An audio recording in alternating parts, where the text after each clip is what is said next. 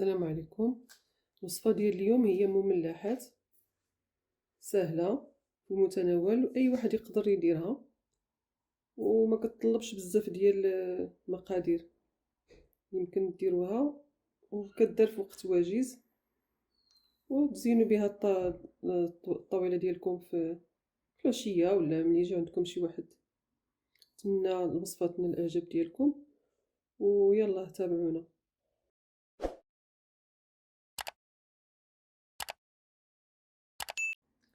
بسم الله، الصلاة والسلام على رسول الله.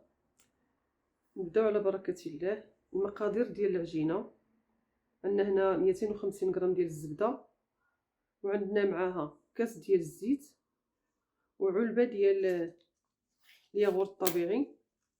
ممكن تعوضوها بكاس د الحليب ولا كاس د اللبن،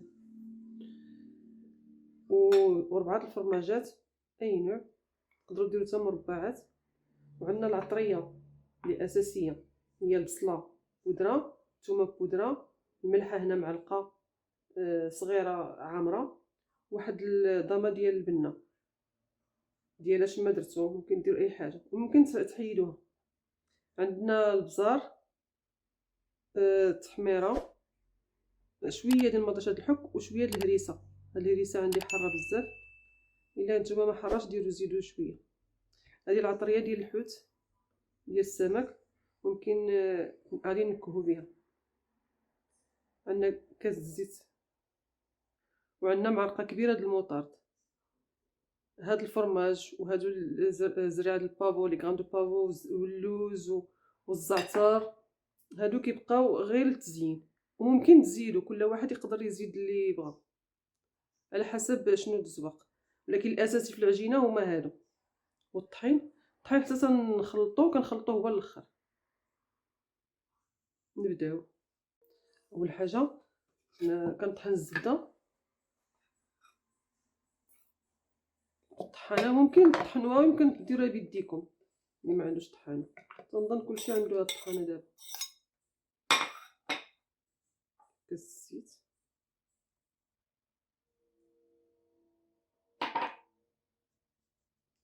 درت البرص،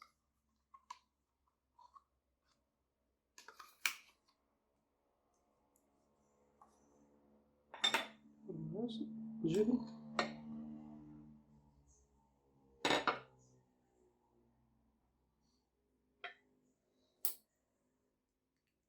معلقه كبيره ديال المطرد،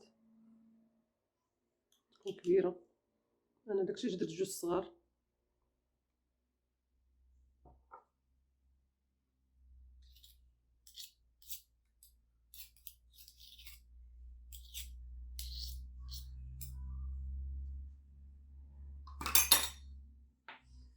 كنديروا الضامه ديال البنه.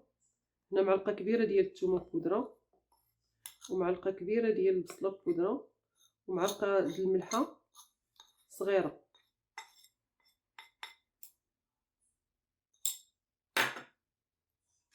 كنطحنوه.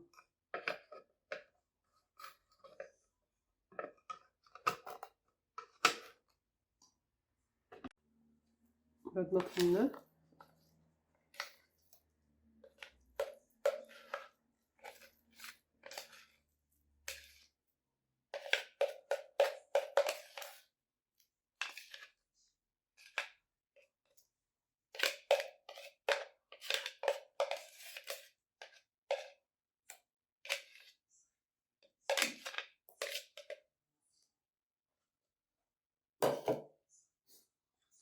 دابا، في هاد الوقيته غادي نزيدو عليه غير البصار،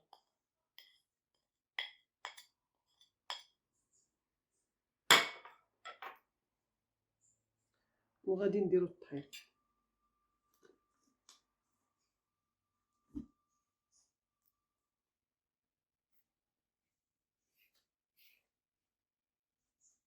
ونديرو بشويه بشويه. انا عندي كيلو ديال الطحين.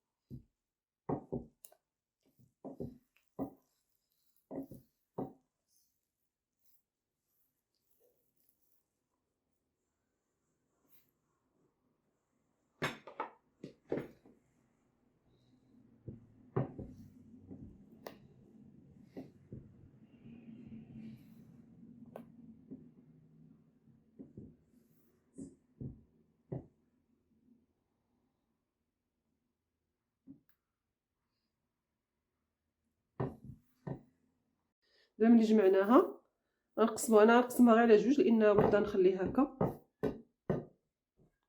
واحد غادي نزيد ليه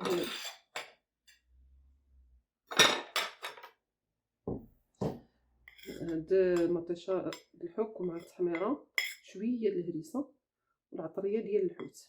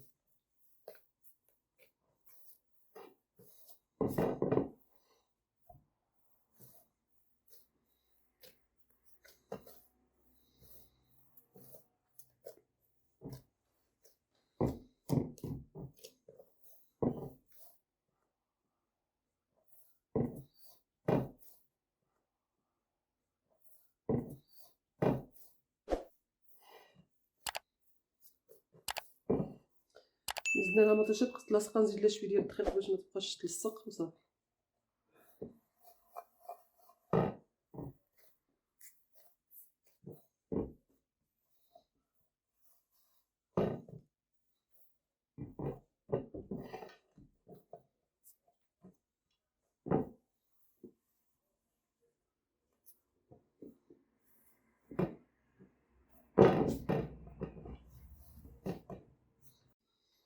هادي فيها هادي شويه منسومه بالحار ومعطره بالعطريه ديال الحوت. ممكن ديروا العطريه ديال البسطره حتى هي كتجي زوينه،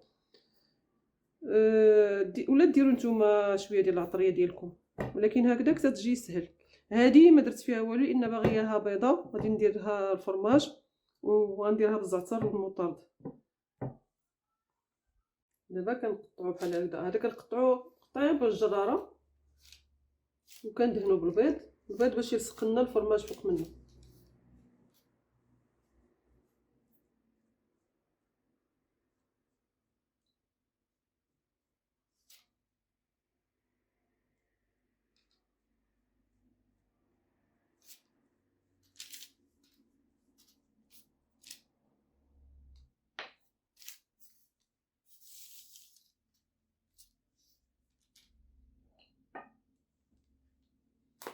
الفرماج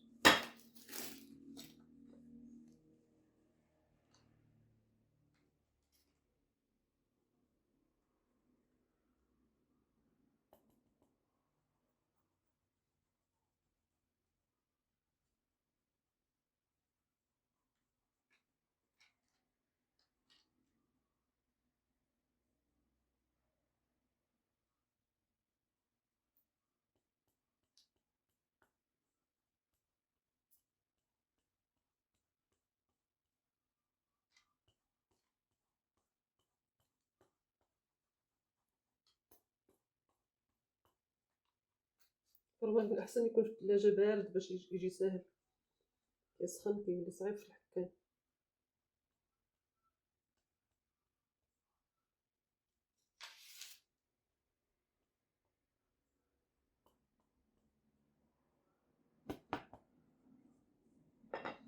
دابا غادي ندخلوه للفران.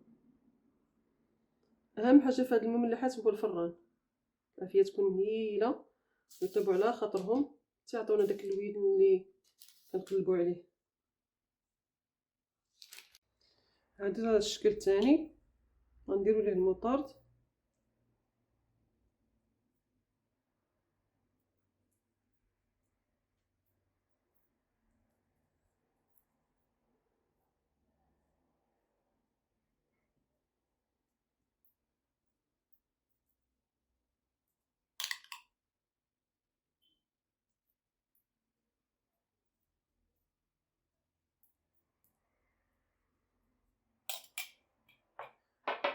انا غندير ليه الزعتر. ممكن ديروا السودانيه اللي تيبغي الحار، ممكن يديروا اللوز مطحون كيجي زوين باللوز مطحون، ممكن ديروا تبدلوا الكاشير مطحون محكوك حتى هو كيجي مزيان. كاع هادو اللي كيكونوا مرولين هكذا ضروري نديروهم في الثلج باش يجيونا ساهلين في التقطاع، باش ما تضيع لناش لافور.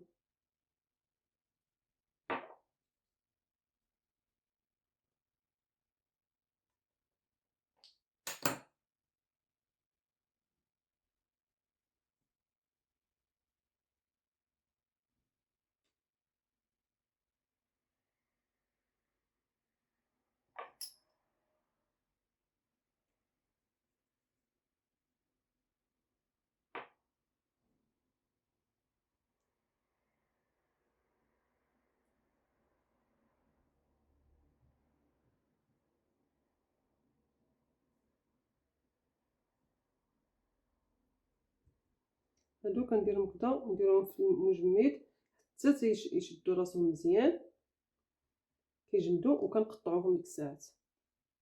هانتوما هادو انا خليت لكم واحد جويجات. هادو كنستعملوا بحال هكذا السيليكون اللي كيكون عنده مقعر بحال هكذا باش يعطينا الفورمه ديال هاد الوريضه. كنحطوها هكذا، كنزلوا عليها وكنقادوها باش ما تجيش مايله.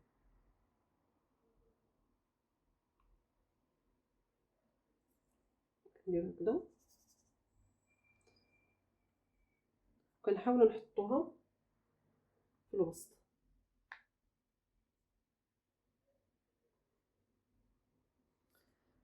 هادو غادي ندير ليهم بياض البيض،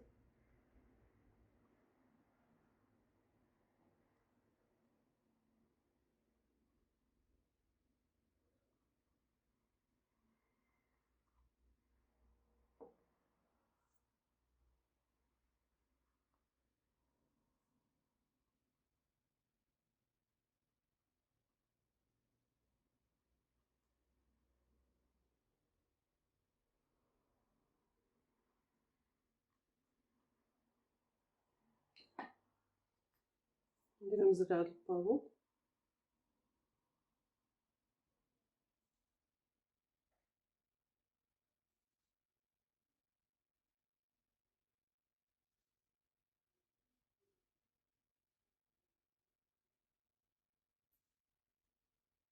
كيما ممكن ديروا فيهم الزريعه البيضاء، الزريعه القرعه، ديروا فيهم اي حاجه، ديروا فيهم اللوز مهرمش، غير هما تعاودوا لهم البيض باش يعاود يلصق مزيان. ديروا السانوج، حتى السانوج كيجي زوين.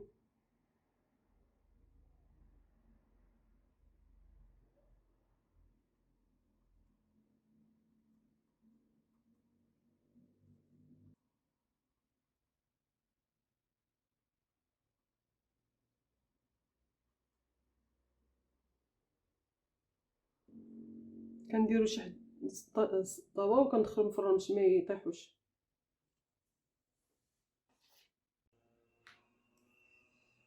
تقدروا تقطعوا باي مرشم عندكم وتزوقوا باللي موجود، ماشي ضروري يكون اللوز ولا يكون زريعه القرعه، يكون الزنجلان، يكون السانوج، يكون البافو.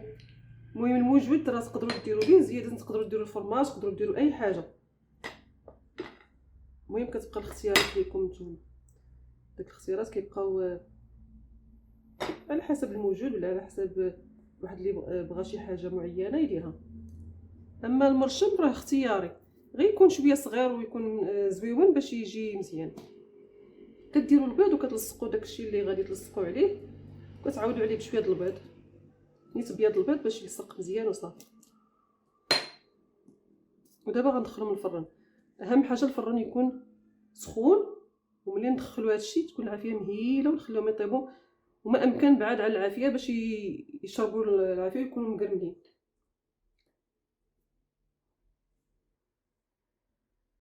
هذه هي الوصفه ديالنا بعد ما طابت. هانتي كيجيو مقرمشين وكيجيو مزيانين وكيجيو هشاش وبنان. هادو هما اللي درنا في السيليكون باش كيجيو بحال زليفات. ممكن تعمروهم بالزريعه البيضاء اولا بالسانوج ولا بشي حاجه اخرى، اولا بالجبن، تقدروا ديروا اي حاجه. هادو هما اللي ملويين بالزعتر، كنخليهم في المجمد ومن بعد كنجبدوهم، ما كنقطعوهمش ديك الساعات، كنتسناو واحد 3 دقائق ولا 4 على ما شويه يجيو ساهلين، حيت كيتهرسوا الا كانوا جامدين بزاف. كنقطعوهم نديرهم في الطاوه ونخليهم يطيبوا. الفران يكون مهيل بزاف باش يطيبوا على خاطرهم، يعطيو اللون اللي كيبغيو، يكونوا بعاد على العافيه، ما تحطوهمش ديريكت على الفران.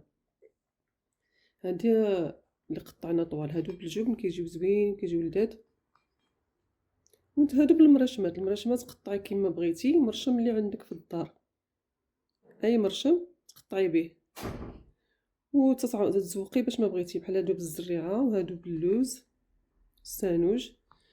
ممكن تذوقي باش ما عجبك، يبقى لك الاختيار.